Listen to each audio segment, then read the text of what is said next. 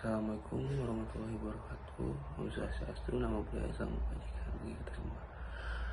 Perkenalkan, nama saya Bintang Kritopan. Saya akan mempresentasikan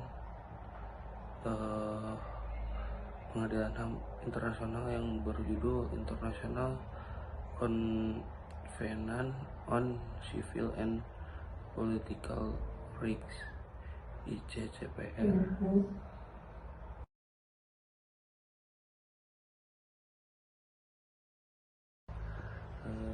Saya akan menjelaskan tentang latar belakang dan kedudukan ICCPR.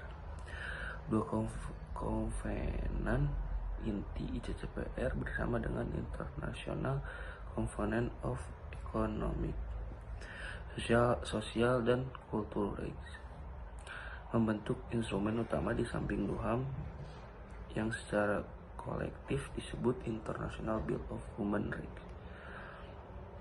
Prinsip dasar: hak-hak sipil dan politik adalah hak yang tidak dapat dicabut dan saling bergantung dengan hak ekonomi, sosial, dan budaya. Kewajiban negara yang meratifikasi berjanji untuk menghormati dan memastikan hak-hak yang diakui dalam konvenan kepada semua individu dalam wilayah yurisdiksinya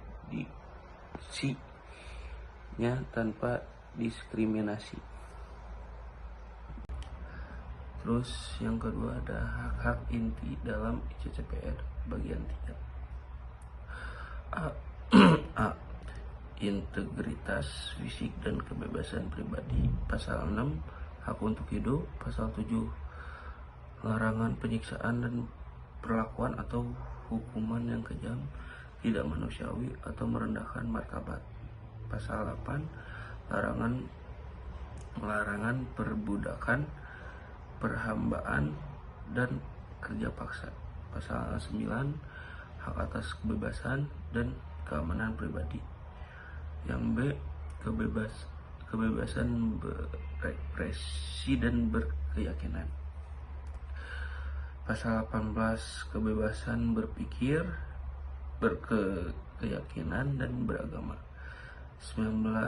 Pasal 19, kebebasan berpendapat dan kebebasan berekspresi.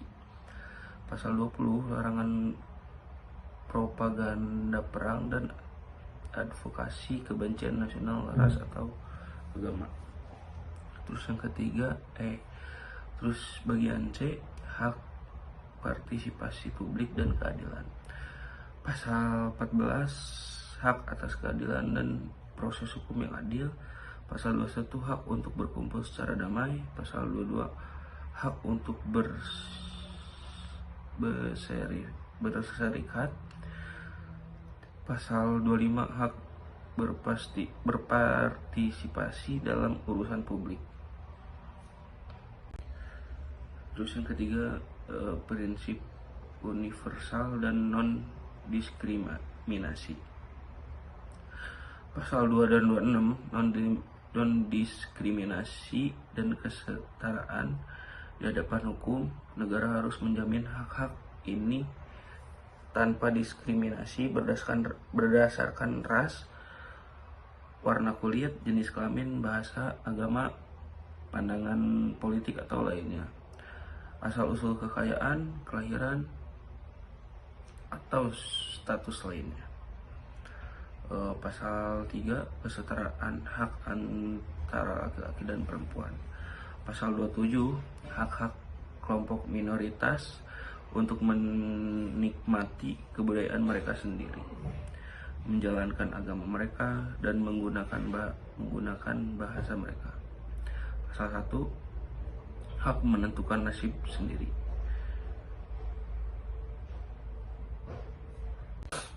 Selanjutnya, mekanisme pemantauan Komite Hak Asasi Manusia.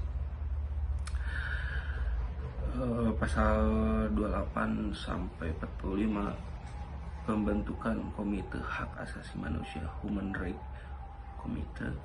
Tugas utama komite yang pertama: 1. Pelapor negara menerima dan meninjau laporan berkala dari negara pihak mengenai langkah-langkah yang telah diambil untuk melaksanakan hak-hak ICCPR. Yang kedua, klarifikasi umum, menginterpretasikan dan menjelaskan substansi hak dalam ICCPR. Yang ketiga, mekanisme panduan antar negara pasal 41. Mempertimbangkan pengaduan negara pihak yang mengklaim bahwa negara pihak lain tidak memenuhi kewajiban ICCPR. Selanjutnya, protokol opsional ICCPR. ICCPR memiliki dua protokol. Protokol opsional yang bersifat tambahan dan mengikat negara pihak yang meratifikasi. Yang A, protokol opsional pertama. Fungsi memberi wewenang kepada Komite Hak Asasi Manusia untuk menerima dan mempertimbangkan komunikasi pengaduan dari individu yang mengklaim dirinya adalah korban pelanggaran hak ICCPR oleh negara pihak dan menciptakan jalur pengaduan individu ke tingkat internasional. Yang B, protokol opsional kedua. Bertujuan pada penghapusan hukuman mati. Negara pihak yang meratifikasi protokol itu setuju untuk mengambil semua langkah yang diperlukan untuk menghapus hukuman mati dalam yurisdiksi mereka. ICCPR di Indonesia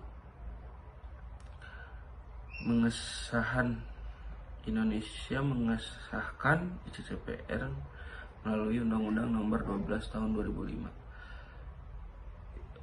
Implikasi Indonesia memiliki kewajiban hukum internasional untuk mengimplementasikan dan memastikan perlindungan hak-hak sipil dan politik sebagaimana tercantum dalam Kovenant. Selanjutnya, tantangan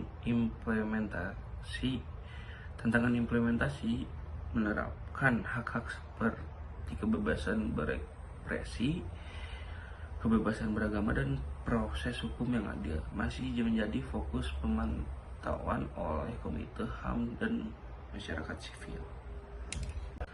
Terus kesimpulannya dari saya, ICCPR adalah fondasi penting dalam hukum HAM internasional yang menegaskan bahwa setiap individu berhak atas kebebasan, keadilan, dan martabat. Sekian dari saya menjelaskan tentang HAM internasional. Sekian dan terima kasih.